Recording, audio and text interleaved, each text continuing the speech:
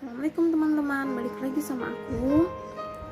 Nah, di video sebelumnya kan aku selalu bikin penjelasan tutorial terus nih.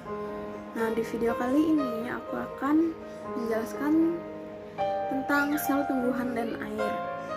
Nah, ada yang tahu nggak sih sel tumbuhan air itu apa?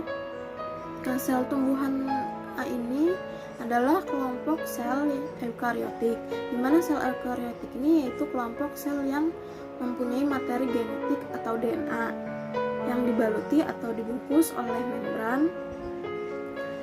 Sel tumbuhan ini mempunyai struktur yang khusus dibandingkan dengan sel eukariotik lainnya.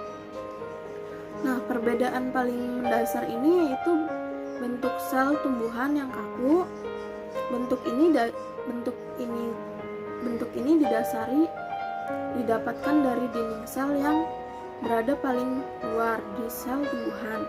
Dinding sel ini tersusun atas senyawa selulosa, pektin, hemiselulosa, dan lignin yang akan menguatkan struktur tumbuhan. Nah, pastinya tumbuhan membutuhkan kandungan air. Nah, di mana kandungan air ini sebenarnya akan berbeda menurut jaringan dan jenis sel, dan tergantung sampai batas tertentu tentang kondisi lingkungan dan fisiologisnya, ataupun tergantung pada aktivitas metabolik. Tumbuhan ini tergantung pada tingkat aktivitas metabolismenya. Nah, air pada tumbuhan ini merupakan bagian dari sistem yang sangat dinamis. Tumbuhan yang secara aktif melakukan fotosintesis mengalami kehilangan air yang substansial sebagian besar melalui penguapan dari permukaan daun. Ini merupakan bahan yang sangat penting bagi tumbuhan, dan demikian pentingnya sehingga tidak mungkin ada kehidupan tanpa air. Banyak fungsi dalam biologi sepenuhnya bergantung pada air, dan sifat tumbuhan ini sering secara langsung merupakan hasil dari sifat air. Di dalam kehidupan ini, air merupakan molekul terbesar dan memiliki sifat-sifat fisika dan kimia yang unik. Fungsi air yang sangat penting ini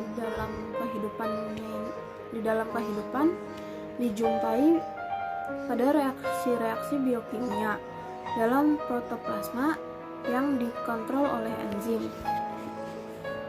Komponen-komponen reaktif dalam rangkaian reaksi metabolisme semuanya ada dalam keadaan terlarut dalam air. Molekul air ini juga dapat berinteraksi secara langsung sebagai komponen reaktif dalam proses metabolisme di dalam sel, seperti fotosintesis, perombakan asam lemak pada biji. Sel tumbuhan ini sangat penting untuk memahami fisiologi mereka. Nah, di bab ini membahas tentang hubungan air sel yang akan dibahas meliputi sebagai berikut. Yang pertama, tinjauan tentang sifat fisik dan kimia unik air yang membuatnya sangat cocok sebagai media kehidupan. Yang kedua, proses fisik yang mendasari pergerakan air pada tumbuhan, termasuk difusi, osmosi, dan curah dan aliran curah sebagai metabolisme pergerakan air. Dan yang ketiga yaitu potensial kimia air dan konsep potensial air. Dan konsep-konsep ini memberikan dasar untuk memahami pergerakan air di dalam tanaman dan di antara tanaman dan lingkungannya. Itu ada air memiliki unik fisik dan kimia, di mana unik air ini ditentukan dalam struktur molekul air dan daya tarik antar molekul yang kuat yang dihasilkan dari struktur itu. Air ini terdiri dari atom oksigen secara kovalen terikat pada dua atom hidrogen. Itu ada yang kedua. Selanjutnya ada sifat ternal air secara biologis. Molekul atau antara air dan molekul polar lainnya, daya tarik ini disebut dengan hidrogen. Energi hidrogen ini sekitar 20 hajim molekul -1.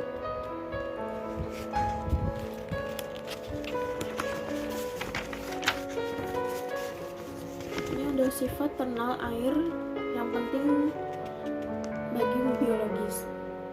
Sifat air yang paling penting adalah bahwa itu adalah cairan pada kisaran suhu paling tinggi, kompatibel dengan kehidupan. Titik didih dan titik lemah adalah umumnya terkait dengan ukuran molekul, sehingga berubah-ubah keadaan untuk molekul yang lebih kecil terjadi pada suhu yang lebih rendah daripada untuk molekul yang lebih besar.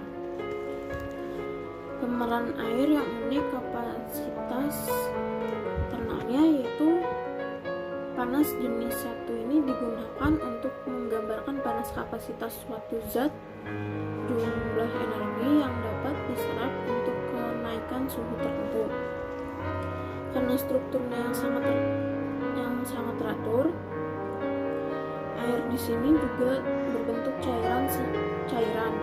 berbentuk cair, maksudnya memiliki konduktivitas ternal yang tinggi.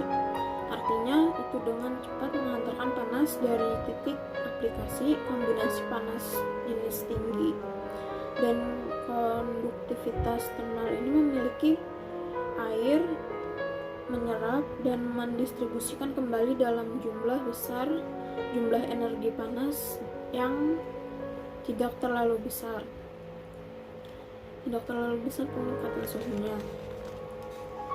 Selanjutnya ada air pemeran tinggi panas dari fusio dan panas vaporisasi. Itu energi dibutuhkan untuk menyebabkan perubahan dalam keadaan apapun, seperti dari padat menjadi cair atau cair menjadi gas tanpa perubahan suhu. Energi ini dibutuhkan untuk mengubah zat dari padat menjadi cair, dikenal sebagai panas fusi.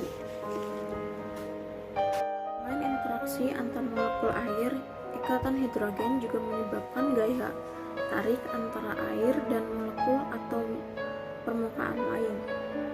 Ikatan hidrogen ini misalnya adalah dasar dari cangkang hidrasi yang terbentuk di sekitar makromolekul yang penting secara biologis seperti protein, asam nukleat, dan karbohidrat. Lapisan molekul air ini yang terikat erat dan sangat berorientasi ini sering disebut sebagai air terikat. Diperkirakan bahwa air terikat dapat mencapai sebanyak 30% berat molekul potensial. Protein hidrogen air terikat penting untuk stabilitas molekul protein.